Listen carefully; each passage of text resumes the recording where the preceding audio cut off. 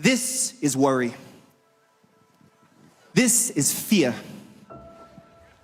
This is depression. This is low self-esteem. Now, let's repeat the race. Are you ready? 3, 2, 1, go!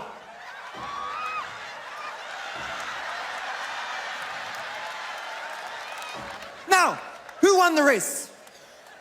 The brother without the burden. Do you know the painful thing? The painful thing about this. For many of us today, our burden has taken our eyes off Jesus. We face a burden, something holds us back, holds us down. We try to solve the problem without God. We try to remove the weights without God. We try to lighten the load without God. And instead of helping the situation, we go from burden to bondage. Let me give you an example. Let's just say my brother has been sent a threatening message, a text message that says, I'm gonna deal with you and your family. And he's afraid. Fear is a burden. And he thinks to himself, what am I gonna do? Okay, there's a friend who told me if I join the society that they can protect me. You say, let me go and join the society. What's happened? You've gone from the burden of fear to the bondage of witchcraft. You thought you would remove the fear. You've only made matters worse. Another example. Many of us here today, you know what happens? Maybe some of us were depressed. We're busy thinking someone disappointed us. We're busy giving our heart to that disappointment. How could they do this to me? How can they say this about me? Because of that disappointment, that depression, you say, what can I do? Let me go out and enjoy myself. Let me go and take alcohol. Let me go and try drugs, try marijuana, try cocaine. What has happened? You've gone from the burden of depression to the bondage of addiction. You know, some of us, just a simple thing like offense. Someone speaks against you, says something wrongfully against you, and your heart is pained. You begin to focus on the wrong done to you. Think about, how can they do this to me? How can they say this about me? And you think to yourself, the only way I can feel better is to get revenge.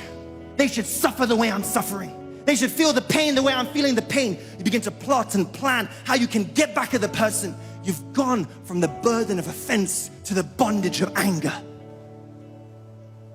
Some of us may have a low self-esteem. We isolate ourselves.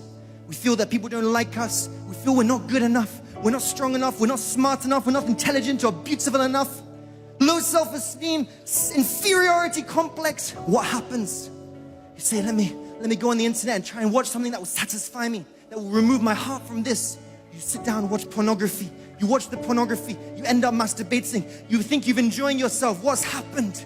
You've gone from the burden of inferiority to the bondage of lust. Heart is bound and burdened. And do you know what's happening? It's just like this.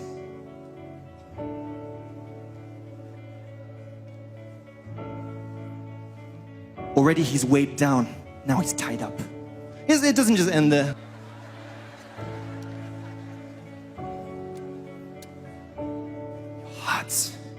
Is burdened, and now you've given Satan permission to chain you. You've given him the right to lock you up, to tie you down. I wonder what's going to happen in the race now. Let's give it a go. This time we'll just race to here. 3, 2, 1, go.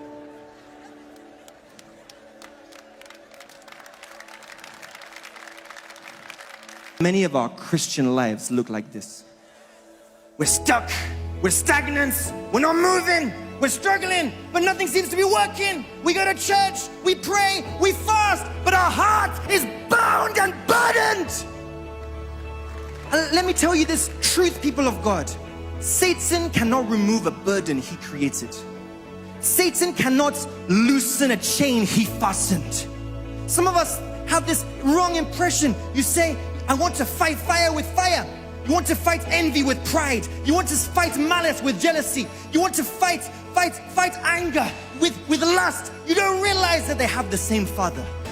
They come from the same source. Satan is the author of bondage. He cannot bring freedom. Satan is the author of division. He cannot bring unity. Satan is the author of pain. He cannot bring peace. Only Jesus can set you free. You can't find freedom in the world. No one can remove this burden. No one can cut these chains. Only Jesus can cut the chains. Only Jesus can loose the burden. Only Jesus can remove the pain. Only Jesus can give you peace. Only Jesus. And what Jesus does is very simple. You just give him the opportunity. What does he do? He sets you free. He sets you free. What does Jesus say? Jesus says, come unto me, all you who are weary and heavy laden, and I will give you rest. What does this mean? That doesn't mean that we cannot have trouble.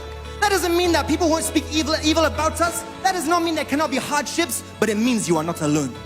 You and him are working together. You and him are facing the battle together. You and him are fighting the battle together. You and him are lifting the load together. You and him are facing the persecution together. You are sharing in his ability, sharing in his strength. And as you bless God in your trials, you will be blessed by God through your trials. This is worry. So that it will grow. Because this is fear.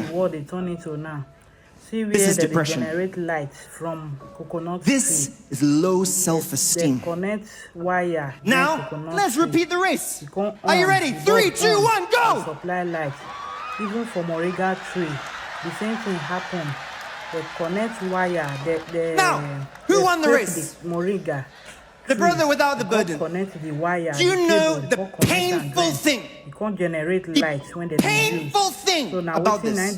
For many of us today, our burden has taken our eyes off Jesus. We face a burden, something holds us back, holds us down. We try to solve the problem without God. We try to remove the weights without God. We try to lighten the load without God. And instead of helping the situation, we go from burden to bondage. Let me give you an example. Let's just say my brother has been sent a threatening message, a text message that says, I'm going to deal with you and your family. And he's afraid. Fear is a burden. Watch for yourself.